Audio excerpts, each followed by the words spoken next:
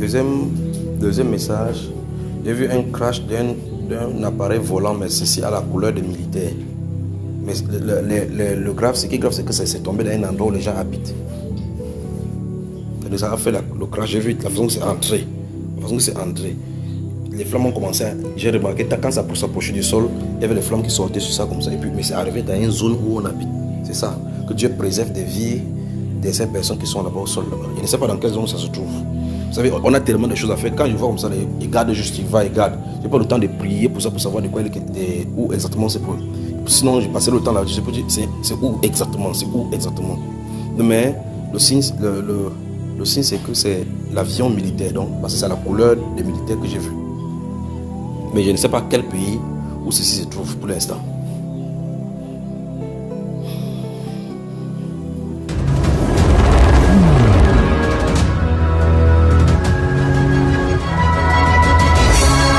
J'espère que vous allez bien. Parlons donc tout d'abord de ce crash d'un avion de transport militaire russe. 65 prisonniers de guerre ukrainiens étaient à bord. L'appareil s'est écrasé dans la région de Belgorod, frontalière de l'Ukraine. Information donnée par le ministère russe de la Défense. Voici les premiers éléments avec Bertrand Menu et Esmeralda Labi.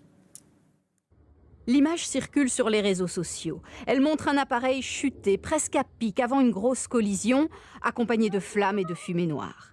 Il s'agirait d'un appareil transportant 65 soldats prisonniers de l'armée ukrainienne en vue d'un échange.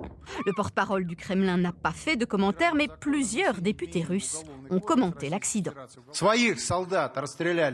Ils ont tiré en l'air sur leurs propres soldats. Les leurs. Leurs mères attendaient, leurs femmes attendaient, leurs enfants les attendaient. Les pilotes de nos avions de transport militaire qui effectuaient une mission humanitaire sans protection ont été abattus par des missiles américains et allemands. C'est pourquoi les députés de ces pays doivent enfin prendre conscience de leurs responsabilités, savoir où tout cela les mène et qui ils aident. Une commission de l'armée de l'air serait partie sur place pour établir les causes de la catastrophe.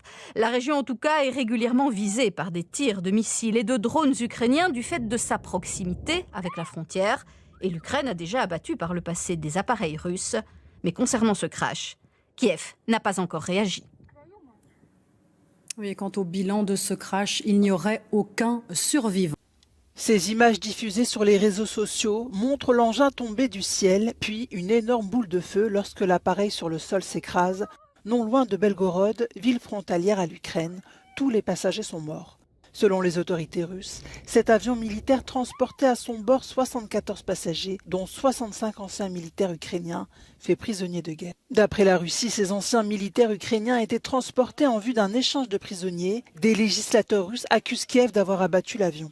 Около 11 часов в районе аэропорта города Белгород потерпел крушение самолет Ил-76 воздушно-космических сил России. На его борту находились 65 бывших военнослужащих ВСУ, военнопленных, которых везли на обмен. Следом летел второй самолет Ил-76, на который вез еще порядка 80 человек военнопленных. Его успели развернуть. Самолет Ил-76 был сбит 3 ракетами зенитно-ракетного комплекса либо «Патриот», либо «Арис-Т» немецкого производства. Специалисты разберутся потом. Selon un porte-parole des services de renseignement ukrainiens, un échange de prisonniers devait bien avoir lieu. Ce même porte-parole indique que des vérifications sont en cours.